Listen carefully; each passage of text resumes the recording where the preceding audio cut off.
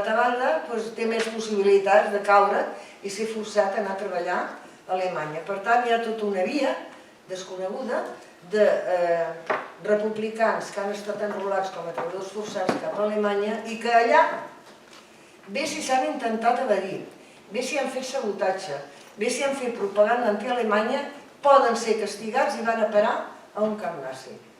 O sigui, molts, especialment a Buchenwald, tenim constància d'alguns deportats republicans que provenen treballaven en una fàbrica de la zona i allà es van intentar escapar, els han agafat al camp. Aquesta via és molt poc coneguda. L'altra via, que l'altra via, ja en parlarem dels treballs forçats de la TOT. A veure, l'organització TOT, el nom es deu a un alemany, ministre d'Obres Públiques i després d'Armament, Fritz Todt. El senyor Fritz Todt, l'any 38, si no m'equivoco, potser m'equivoco, o 33. 38. L'any 38 a Alemanya es crea una organització que ell dirigeix per enquadrar, per organitzar treballs de gran envergadura a la pròpia Alemanya, també amb aquella idea de que acabem amb l'atur, etc. Organitzem una gran maquinària de treballadors i estarà dirigida per aquest senyor. El Fritz Todt mor en un accident d'aviació i això explica que després aquesta organització passi de ser una organització militar, una organització de treball a ser una organització militar i se li posa el seu nom. O sigui, l'organització TOT es diu així en honor, diríem, al Fritz Todt, que és el que la va impulsar. Clar, quan Alemanya té tants territoris d'Europa ocupats, què és el que passa? Doncs passa que allò que era un treball orientat a Alemanya ara està escampat per tots els països ocupats. Quina serà la gran preocupació de la Wehrmacht, de Hitler, del nacionalsocialisme? Evitar una invasió des d'Anglaterra. Per evitar una invasió des d'Anglaterra, què conceben? La gran obra faraònica de fer un mur, el famós mur de l'Atlàntic, que ha d'anar des de Bèlgica fins a Baiona. Imagineu-vos una obra d'aquesta envergadura per frenar qualsevol invasió provinent d'Anglaterra. A veure, qui s'encarregarà de fer aquesta obra faraònica? Naturalment, treballadors forçats. I dintre d'aquests treballadors forçats, que hi ha molts republicans enrolats d'aquella manera, a vegades de grat, perquè estan en una situació que no poden fer altra cosa, a vegades per la força. Hi ha situacions de tot tipus. Ens trobem republicans, especialment a les costes de Bretanya. O sigui, allà també hi ha, no només és el mur, sinó que allà hi ha instal·lacions, bases submarines, per reparar submarins, etc. Alguns d'ells ja sabem que arriben fins al Ferrol, però allà hi ha les bases submarines. Això són unes construccions faraòniques, de tonelades i tonelades de ciment. Bé, doncs, què passa? Que molts treballadors de la TOT, sobretot a partir de l'any 43-44, també què faran? Doncs intentar fer sabotatge, escapar-se, i quan aquests són detinguts, són capturats, també seran jutjats, etc. I molts d'ells acabaran, i ara aquí ve la gran història desconeguda, acabaran deportats a les illes del Canal de la Mànega. El Canal de la Mànega, les tres grans illes que hi ha més, però les tres grans illes són els únics territoris anglesos conquistats pels nazis. No hi ha cap altre territori conquistat. Doncs amb aquestes illes, que algunes, i això també ja després ens ho explicaran millor, el Xavier que està per aquí, en aquestes illes també hi ha republicans. Són republicans que de la TOT han acabat fent treballs forçats en règim de deportació a aquestes tres illes del Canal de la Mànega. Amb una història que, ara abans ho comentàvem amb el Xavier, que és bastant sorprenent, aquests treballadors de la TOT, quan ja les coses van malament, els alemanys abandonen les bases aquestes de les illes i s'emporten els treballadors cap a França.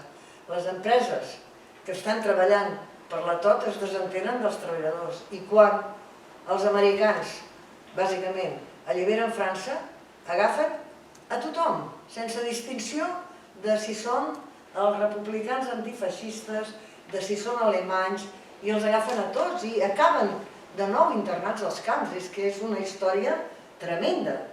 Acaben de nou internats als camps, per exemple, a Compiègne. I d'allà els porten a Anglaterra. Hi ha 2.000 republicans a camps de presoners a Anglaterra. I fins a la primavera del 46 no són repatriats a França. Alguns es quedaran a Anglaterra. Per tant, veieu com les derivades són moltes. No és només la història de Mauthausen i els deportats de Mauthausen, sinó que és una amplitud de mires que l'hem d'emmarcar dintre del que és la Segona Guerra Mundial i la història europea. Bé, ara diguem que ja em queda menys, he comentat com les 4 vies que es pot acabar els camps. La via dels primers presoners de guerra, resistents, treballadors forçats i els deportats a les illes del canal d'Alemanya. I ara ja hauria d'acabar explicant també dintre d'aquest context de la història europea què passa després de l'alliberament.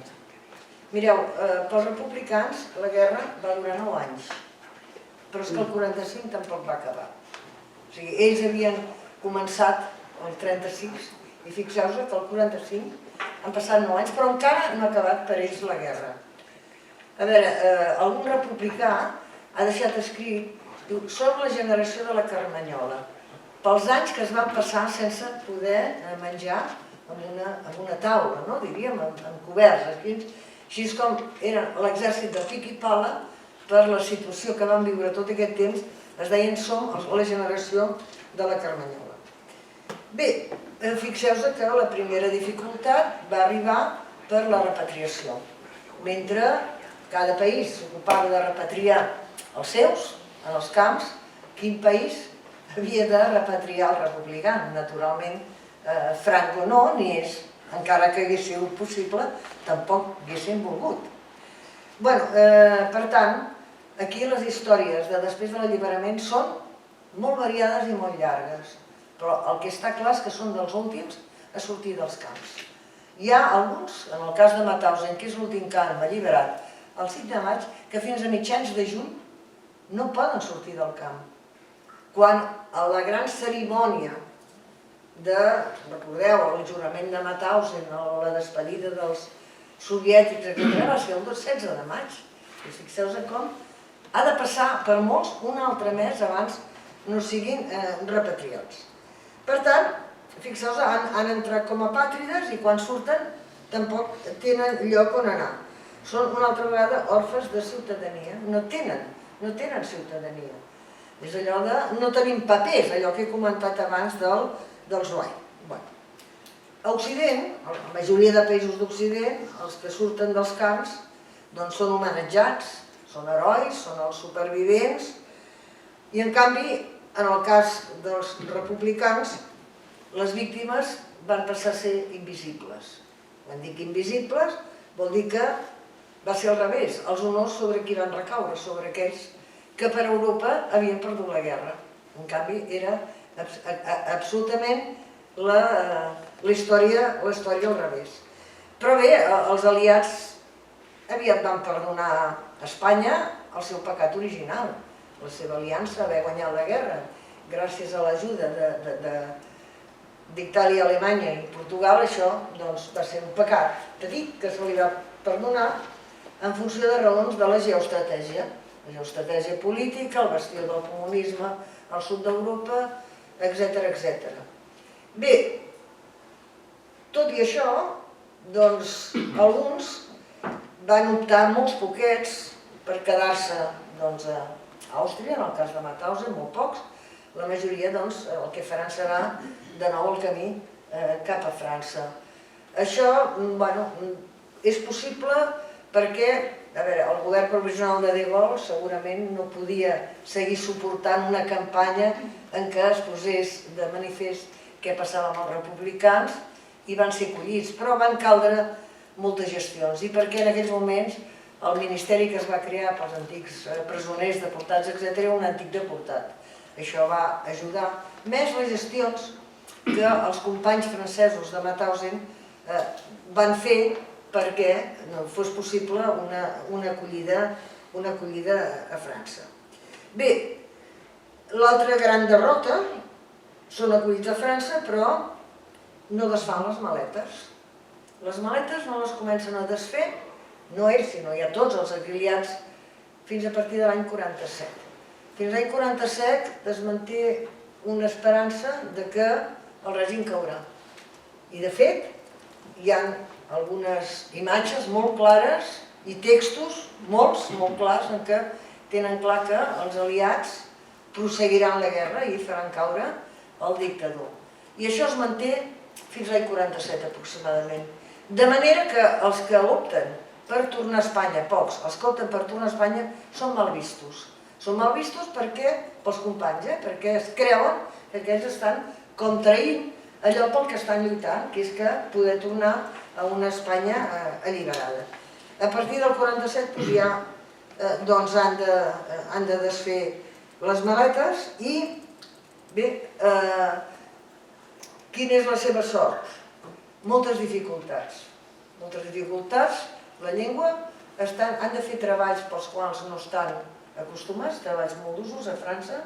Molts comencen treballant a les mines, n'hi ha bastants, i a les seves condicions de salut no els hi permeten seguir molt de temps, i també hi ha una tendència a situar-se al sud de França. Tolosa serà la ciutat roja, la capital de la república, les rodalies de París també, però hi ha la tendència a situar-se cap al sud per la proximitat, pel clima, i també perquè la majoria d'institucions republicanes es troben al sud de França en aquells moments. Bé, per tant, acabo ja, perquè ara sí que he d'acabar, acabo amb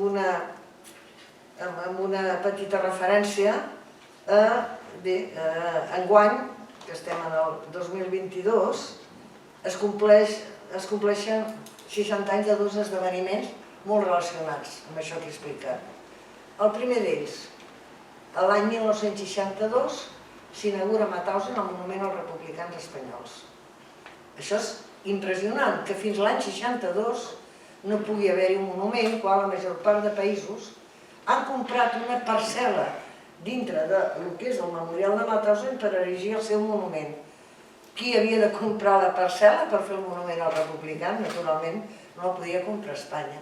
Per tant, va ser gràcies a la complicitat i generositat dels companys francesos que van cedir una part de la seva parcel·la per erigir un monument als republicans deportats. I aquest monument s'erigeix per subscripció popular. Per tant, ara ve la part positiva. És l'únic monument que hi ha a Mauthausen que és propietat del poble, perquè no és cap estat qui l'ha erigit, sinó que van ser els propis supervivents i les seves famílies. Per una banda, l'anomalia, mirem, per tant, també el costat positiu del tema, i l'altre aconteixement, també que se celebra, no és casualitat que sigui el mateix any, l'any 1962 és quan es funda l'Amical de Mauthausen i altres camps en plena clandestinitat. Qui la funda?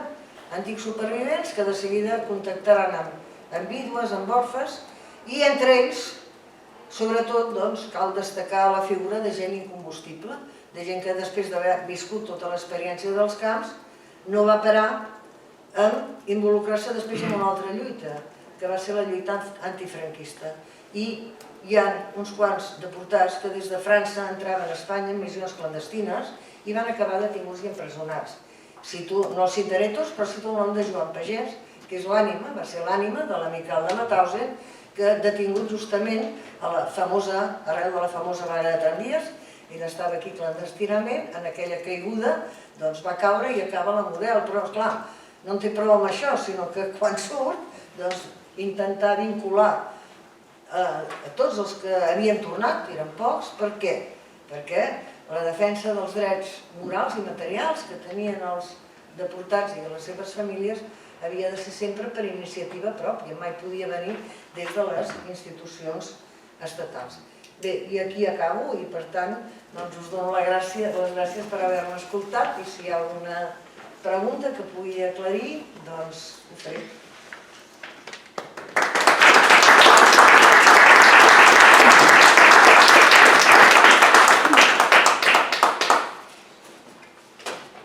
Volia preguntar una coseta molt ràpida, que consideraràs que és una tonteria, però és veritat que a Mauthausen els internats havien de pagar la seva manutenció? No ho he sentit mai, això. Bé, em sembla que és aquest autor que ha fet Bussen a l'Infierno, em sembla que és un Minya. Bé, no ho he sentit mai. Va cridar molt l'atenció, vaig sentir un col·loqui i vaig pensar que era impossible, però vaig pensar que potser en l'època en què treballaven... No, treball és clau, Totalment, no? Bé, hi ha alguna pregunta per part del públic o els companys? Doncs donaríem pas... Sí? No hi ha cap pregunta? Doncs donaríem pas al primer cas concret de deportació al Baix Llobregat, que és aquest transport d'emblema, aquest transport d'aquest comboi 927 que surt carregat de civils i que tenim aquí el Carles Quesada Ibart, que l'hem reclutat per la recerca del Baix Llobregat pel Prat i que ha reconstruït la trajectòria de la seva família, els Quesada-Herreries, que els tenim aquí presents, el pare, la mare i un germà. Per tant, doncs, té molt sentit i, a més, ha fet una molt bona reconstrucció i documentació.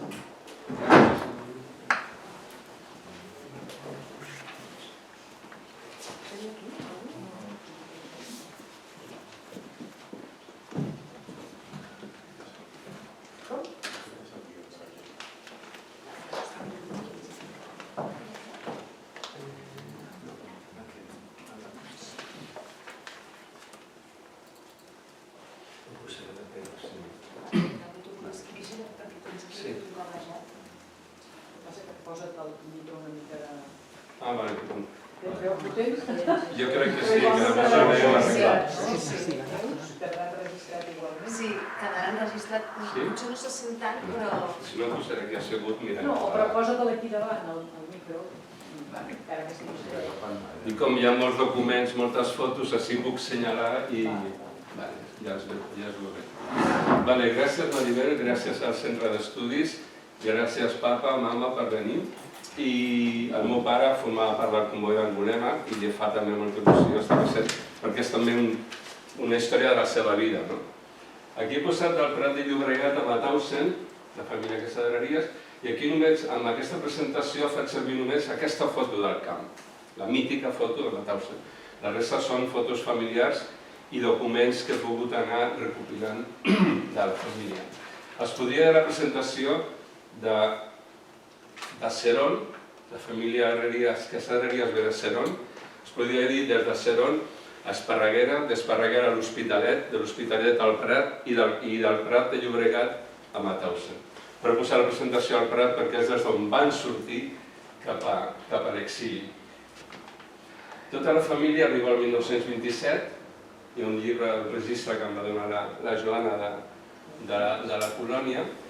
Són els pares i 6 filles i un fill, aquest és el fill, l'únic home de la família, que era José Herrerías Mora, doncs al meu pare li van posar també José, i aquest és el que va portar, aquest és la premsa Tierra i Llibertat, és el que va portar les idees anarquistes fent a la família. Ell va morir el 1933 a la colònia Cedro. I ells arriben, la família sencera, arriben amb el meu avi Ciriaco i el Fèlix, que tenia un any. I el meu pare va néixer el 28 l'any següent a la colònia Cedro, el seu registre sobre colònia Cedro. El 31, el meu avi, amb la meva àvia, el Fèlix i el meu pare, marxen cap a l'Hospitalet. va trobar feina a la colònia, a la Seda, i també m'imagino, nosaltres que coneixíem a les ties, m'imagino que l'avi volia una mica fer la seva vida, perquè al final estàs en una colònia. Les germanes, la mare, el pare, al final li diu, escolta, jo m'estic tornant boig. El pare els pares, la mare no va morir, però el pare va morir també a la colònia Sedó. El 31 marxen a l'Hospitalet i el 36 se'n van cap al Prat de Llobregat. No sé la data, parlava abans amb tu, no tinc encara cap document, però sí que hi ha una gravació, una entrevista que van fer al Fèlix, que ell tenia 10 anys, el 36, i se'n recorda com una veïna va pujar a casa del Ciriaco, del meu avi, Ciriaco, ha empezado la revolució, vol dir que havia començat la guerra d'Espanya, que és la revolució d'Espanya, i per això sí que es situem del 31 al 36 a l'Hospitalet. 36 marxen cap al Prat, que aquí està el carrer Eusebio Soler, que és al costat de l'Ajuntament. Sí, el meu avi tenia, quan va començar la guerra d'Espanya, tenia 38 anys, i parlant amb la Maribel, doncs vam veure, no va arribar a anar al front, per l'edat, eren 3 fills, van tenir una quarta criatura, una nena, al 38 a Prat de Llobregat, però ell col·laborava sempre a l'Ateneu Llibertari. Se'n recordava el meu pare que sempre anava cap a l'Ateneu Llibertari. Això són 2 carnets CNT-UGT, perquè una de les germanes es va casar amb el Vicente Carretero, que treballava als ferrocarrils de la Generalitat de Catalunya, i aquesta era l'àvia, i aquesta és una de les tietes, la tia Carmen. Aquesta és una foto de les costureres de la colònia Sedó, i la tia Lola se'n recordava que elles van fer una pancarta, una bandera per l'enterrament del Durruti, perquè m'imagino que eren dones estarien, o les dones lliures, realment el sindicat CNT, perquè la congregació va ser de les col·lectivitzades a l'època. Ells marxen, el Fèlix se'n recorda, quan van marxar com una, el meu pare també se'n recorda, van sortir en camió, tal com van creuar el riu Llobregat, hi havia un pont, que es diu el pont de les tres puntes, i que quan van creuar el pont, es van aturar, va baixar algú i van dinamitar el pont per continuar cap a França. Malauradament, l'alcalde del Prat no va sortir i va ser un dels que els van afusellar al Camp de la Bota, crec que al setembre-octubre del 39. I es va marxar la família Cortés. La família Cortés, i van arribar per la part de Camprodon, l'Anyola, Solot, Camprodon, Molló i la Manea. Ho sé perquè també el Fèlix ho deia en una entrevista, del llibre que vam fer del Comú de 1927, comentava per on van entrar a França. Entren el 8 de febrer i després la Blanca em va enviar un document que jo no tenia, no sabia el iaio on va anar a parar del camp. I em va enviar un document que està signat per al meu avi, Ciriaco Quesada, que és l'entrada al camp de Bram. Llavors ja van entrar al camp de Bram el dia 1 de març. I al moment que ell entra al camp de Bram, la meva àvia, amb els 4 fills, de 12, 10, 4 i 1 any, una era la Violeta, la nena petita, se'n van amb un tren de passatgers cap al nord, un tren normal. I el pare se'n recorda quan passaven per estacions hi havia població civil que anava a donar menjar i donar beguda als passatgers que anaven amb el tren.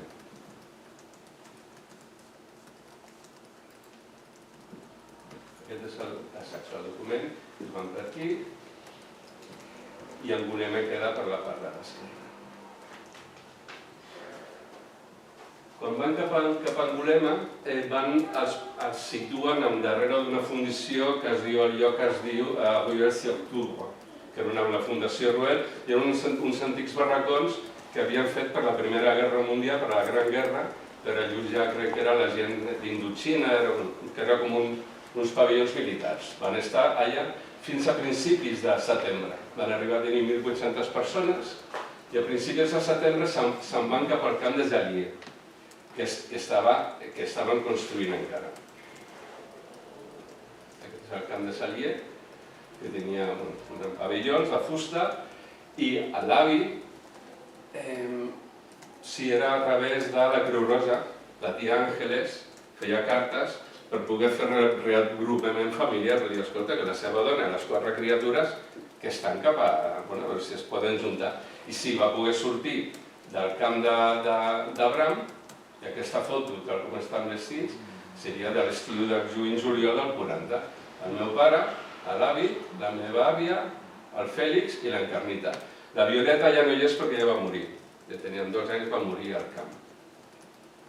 Era el front Stalag 184. Això és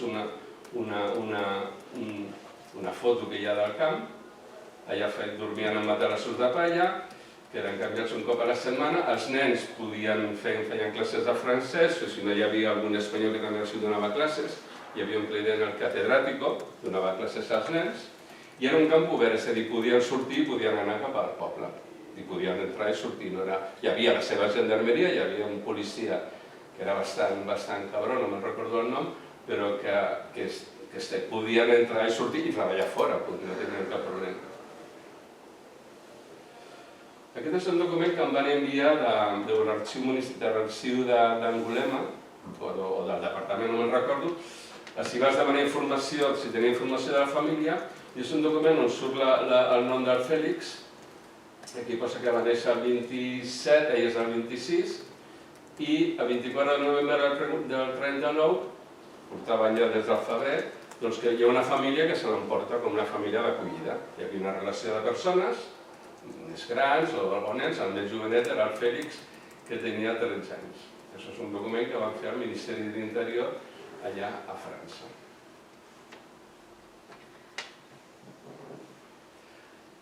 Sí, aquí com parlava abans la Rosa, de Drôle de Guerre, que dura també del 10 de maig fins al 20 de juny, el que dura la invasió de França abans de fer l'armistici, i quan fan l'armistici, doncs clar, divideixen França, la part ocupada i la part lliure, que la part lliure el 12 de novembre del 42 va ser totalment ocupada pels nazis, és a dir, també va ser totalment de França. Però Angulema va tenir la mala sort d'estar 30 quilòmetres cap a la part ocupada.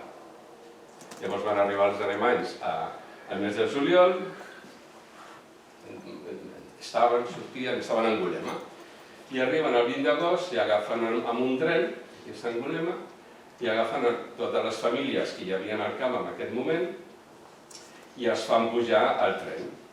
Pensaven que anaven cap a Espanya, però anaven cap al nord. Aquest és el recorregut que va fer el tren per arribar fins a Mauthausen.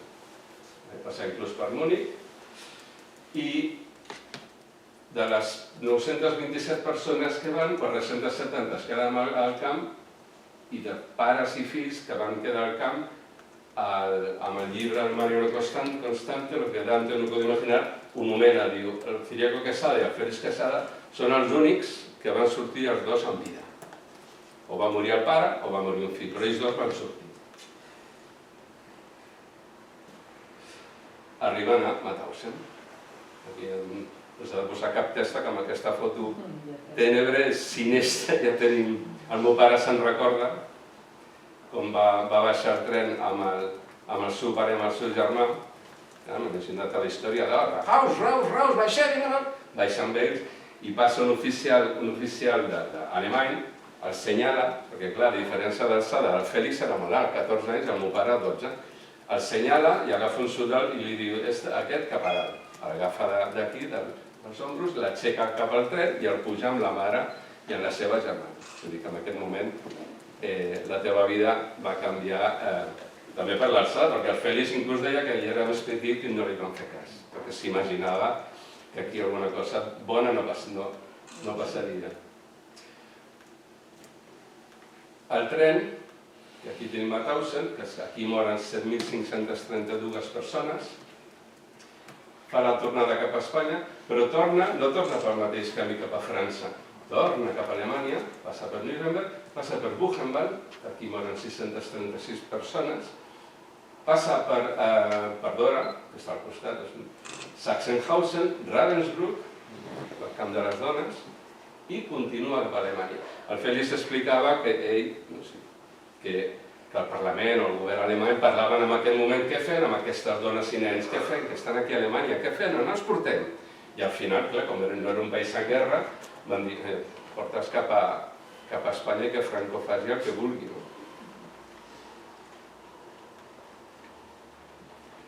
Arriben cap a Espanya, que és la meva àvia, la mare del meu pare. Arriben cap a Espanya, a Irún, i les famílies les envien cap als seus llocs de residència quan arriben molts pobles, no? Vine cap aquí que parlem tu i jo. Arriben a Barcelona, la meva àvia amb el Pepito i l'Encarnita, el meu pare i la meva tieta. I els porten al pavelló de les missions, que és el que està darrere del Museu Nacional d'Art de Catalunya, que són els jardins Joan Maragall. Aquesta situada. I aquesta és la foto de la família, de les germanes que deia, les 6 germanes, l'àvia, ella va morir 68-69, ella és el primer que va morir al 33, i he marcat elles dues perquè són 2 persones importants en aquesta història. Ella primera és la tia Remedios. Ella estava casada amb el Vicente Carretero, que és el dels carnets del ferrocarril. Vicente Carretero, el seu pare, era guàrdia civil al Prat de Llobregat. Guàrdia civil d'aquests del bigoti i xulo. I al meu avi li deia, nen, comporta't que van a por ti. El van matar, la falla el va matar. Llavors, el Vicente Carretero, el seu marit, era un fill d'un caigut per la pàtria. Llavors, ella va poder treure del Palau de les Missiones a la meva àvia, al meu pare i a la tieta. I la tia Lola, que era la... no, la petita no. La pequeña, ¿quién era, Javier? Placeres. La tia Placeres. La tia Lola agafa, quan s'assabenten que ella està a Barcelona, que està amb les 2 criatures, i totes elles vivien a Draguignan. Estaven refugiades, totes van marxar, estaven refugiades a Draguignan. Agafen i la tia Lola diuen, tu te'n vas cap a Barcelona a ajudar la teva germana i els teus nebots. Imagina't tu, al 41, torna amb tren sola, i ella tindria 30, ja és el 1909, 32 anys. Estem cap a Espanya i ajuda la família, va venir la tia. Va morir en 100 anys i 3 mesos. Vivia sola. Al costat nostre, a prop, anem a veure, però vivia sola a Plaça Espanya. Sempre ha sigut la tia Lola la més estimada per nosaltres i la més lligam familiar. Es queda en el camp. Aquesta és una foto del Fèlix. El Fèlix va entrar amb 14 anys. I aquesta és una foto que van fer per als carnets també del Comando Poixàcar. Entren el 24 d'agost, els números 3.854 i el 55. El 24 de gener arriben molts espanyols també cap a Mauthausen i agafaran molts espanyols, els porten cap a Gusen. El 24 de gener el porten cap a Gusen, a Fèlix li dona el número 9.598 i al meu avi 46.116. Aquest número el meu avi no l'abandona mai, no el deixa mai perquè es queda tot el camp, es queda sempre a Gusen, a Firiaco. El Fèlix, al febrer del 42, l'envien de nou a Mauthausen i li canvien el número. I sempre deia que li agradava, perquè era un número que si el girava era el mateix. Que un nen amb 14 o 15 anys buscaves una mica la part positiva del moment si podies trobar. Comando Poixàcar, no tinc molt clar la data de que... No està 43, no tinc molt clar. Forma part del Comando Poixàcar i l'11 d'octubre del 44 i es deixen una mica com treballadors civils a tots els Poixàcar. Després surt un altre Poixàcar. I el Fèlix era més jove i el coneixien per Etxepa, perquè tenia un defecte a l'esquena, i la ràdio. Xerrava